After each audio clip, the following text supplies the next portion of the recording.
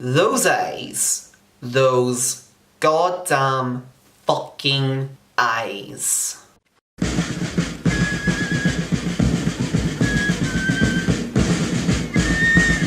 Hi, I'm Danny Quinn, and welcome to another episode of First Impressions. On today's episode, James Cameron teams up with Robert Rodriguez to bring his long-delayed adaptation of Alita Battle Angel to the big screen. Set several years in the future, the abandoned Alita, played by Rosa Salazar, is found in the scrapyard of Iron City by Ido, played by Christoph Waltz, a compassionate cyber doctor who takes Alita to his clinic and repairs her. When she awakens, she has no memory of who she is, nor does she have any recognition of the world she finds herself in. And as Alita learns to navigate her new life in the treacherous streets of Iron City, Ido tries to shield her from her mysterious past. But Alita is determined to discover the truth as she goes up against Mahershala Ali's Vector and Jennifer Connelly's Dr. Sharon in the hopes of uncovering the truth about her former life. Alita Battle Angel is adapted from the Japanese manga of the same name, which was created by Yukito Kishiro and was published all the way back in 1990. And James Cameron has had the film rights to this property for a while, ever since 2003, but for a long time now it's been held up in development hell, mainly because Cameron has been focusing all of his energy on Avatar and its sequels. But while Cameron does have a lot of involvement with the film, as it was made through his company Lightstream Entertainment, he co-writes and he also produces the film with his producing partner John Lando, and 20th Century Fox has been very heavily emphasising his name and his involvement with the film, much like the marketing for Mortal Engines where Peter Jackson's name was plastered all over it. But while this movie is very much Cameron's baby, he doesn't actually direct it, much like with Peter Jackson Mortal Engines. Instead we have Robert Rodriguez in the director's chair, who's mainly known for his work on the Mariachi trilogy, the Spy Kids trilogy, Sin Cities 1 and 2, From Dusk Till Dawn, The Faculty, and several other films you've probably heard of. He's largely well known for making movies on a relatively small budget, which he often does by taking on numerous roles in the production. And most notably, he made his feature film debut, El Mariachi, for merely $7,000. And I very highly recommend his book, Rebel Without a Crew, which documents how he made his breakout hits. But Alita is an entirely different beast altogether. It's easily the biggest budgeted film that Rodriguez has ever worked on, with a price tag of $200 million. Which is kind of baffling considering it's a property that not many people know of. But for better and for worse, that money can definitely be seen on screen. On a sheer technical level, the film is absolute eye candy. Rodriguez has always had a skill for creating very stylish, colourful and visually vibrant worlds, as his work on Sin City and even the Spy Kids movies to a lesser extent show. Aside from Zack Snyder and perhaps George Lucas, he's probably the only filmmaker who can get away with filming the entirety of his movies against green screen, because it's just a part of his own distinct style and it adds to the unique charm of most of his movies, at least. And that does largely carry over to this film. The world of Alita is definitely a very fascinating one, and Rodriguez's skills at world building are definitely on point. It does remind me a lot of Ghost in the Shell, especially in the sense that most of the people in this world walk around with some kind of bionic or cybernetic implants. Yes, I know most of the film's visuals are either shot against green screen or often produced using extensive amounts of CGI, but it works really well here. And I also really love some of the designs for the robots and cyborgs in this film. They honestly look pretty damn creative.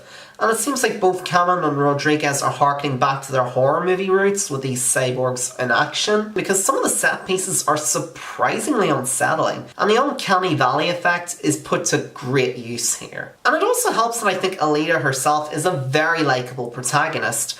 Rosa Salazar really holds the movie together with her performance. She has this endearing, almost childlike innocence to her with a real thirst for adventure. But just like a child, she's also very reckless, she's cocky, she's disobedient, she's rather hopelessly naive. And I also really like the relationship between Alita and Dr. Ido, the man who created her.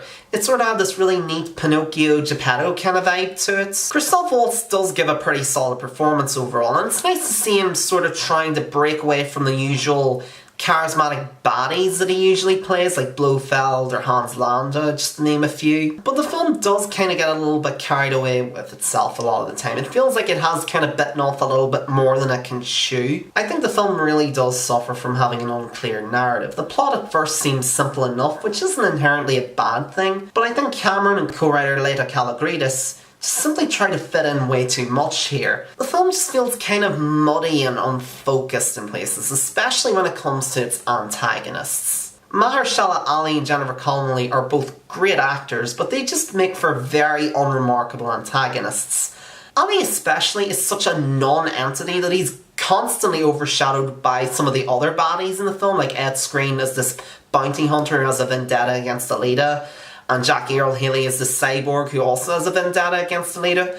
They're far more effective and far more intimidating antagonists than him. And what's worse is that the film ends on a very underwhelming note. It's the kind of ending that really is just begging for a sequel, and unfortunately, it doesn't leave you feeling particularly satisfied. It sort of reminds me of the same issues I have with Ghost in the Shell 2017 and The Bourne Legacy, in that those movies don't really end so much as they just kind of stop. And say what you will about Avatar, whether you like the movie or not, it at least feels like a complete film. It has a beginning, a middle, and an end. It leaves the window open for a potential sequel, but it stands on its own 2 feet just fine. All in all, I think Alita Battle Angel is an entertaining romp that is mostly good overall, but it's just kind of let down by its lackluster ending and weak antagonists. Yes, it's overstuffed and some aspects of it could definitely have been fleshed out better, but just like its main character, there's a naivete to this film that I do find oddly endearing. And while I wish it was a more self-contained film and wasn't so obsessed with setting up future sequels and future spin-offs and blah blah blah, I genuinely would like to see the character of Alita return in some capacity, even if that really doesn't appear likely for the foreseeable future. And after all is said and done,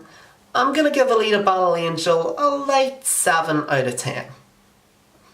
Yeah, I know it seems like I'm being fairly generous with the score, but that score is mainly based on how much I enjoyed the film as opposed to its overall quality. And I genuinely hope it does well enough that a sequel will happen and that bullshit ending won't be for nothing. So Alita Battle Angel, have you seen it yet? If so, what did you think of it? Did you like it? Did you not like it? What did you like about it? What did you not like about it? Let me know down in the comments below. Thank you once again for watching. I hope you enjoyed this video. If you did, feel free to leave a like, leave a comment, maybe even subscribe to my channel while you're at it. If there's anything I can do to improve my presentation, do let me know. I'm always happy to hear feedback as long as it's somewhat constructive. And if you want to follow me on social media, support me on Patreon, or even check out my website, links are below down in the description. And until next time, I'm Danny Quinn, and I hope you have a pleasant evening.